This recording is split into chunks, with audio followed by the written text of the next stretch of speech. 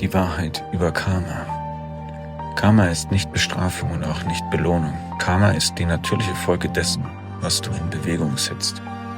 Manche Menschen tun äußerlich Gutes, sie helfen, sie spenden und lächeln freundlich. Aber innerlich handeln sie aus Ego, Kontrolle oder aus dem Wunsch nach Anerkennung. Und genau dort beginnt Karma. Nicht nur die Handlung, sondern die Energie dahinter. Manchmal macht jemand einen Fehler, vielleicht sagt er etwas Falsches, vielleicht handelt er ungeschickt. Aber seine Absicht war ehrlich, vielleicht wollte er schützen, vielleicht wollte er lieben. Nicht jede falsche Handlung kommt aus einem schlechten Herzen. Karma reagiert nicht auf das, was sichtbar ist, es reagiert auf deine wahre Absicht. Denn jede Intention ist wie ein Samen und das Leben bringt irgendwann hervor, was du wirklich gesät hast. Deshalb kann man vielleicht Menschen täuschen, aber niemals das Leben. Denn am Ende beantwortet das Leben nicht die Maske, die gezeigt wurde, sondern die Energie, die in Wirklichkeit dahinter steckte.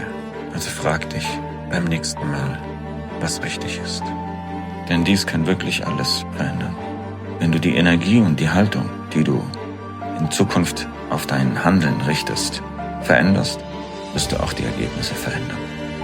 Und dies wird dein gesamtes Leben in einen völlig neuen Rahmen setzen. Alles wird sich neu sortieren, neu bewegen, neu formen, auf den Kopf stellen und die gewünschten Ansätze werden sich in deinen Alltag integrieren.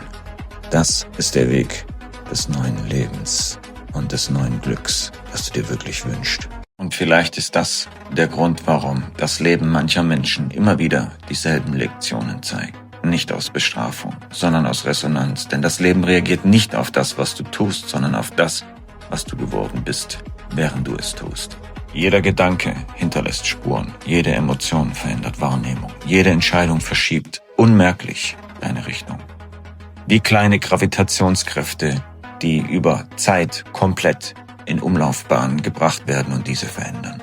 Und genau so entsteht Schicksal. Nicht plötzlich, sondern millimeterweise.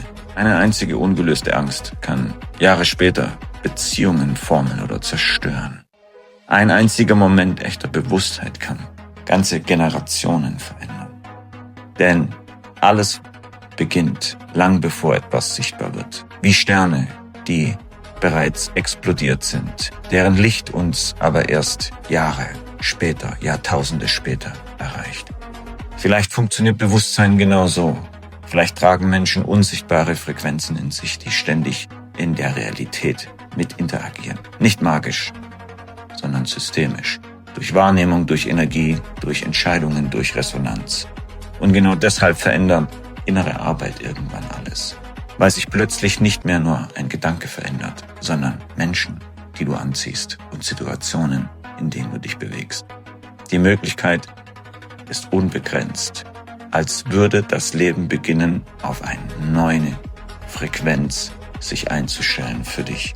Und vielleicht ist Karma am Ende einfach nichts Mystisches, sondern einfach die Tatsache, dass das Universum sich erinnert, aus welchem Bewusstsein heraus wir gelebt haben.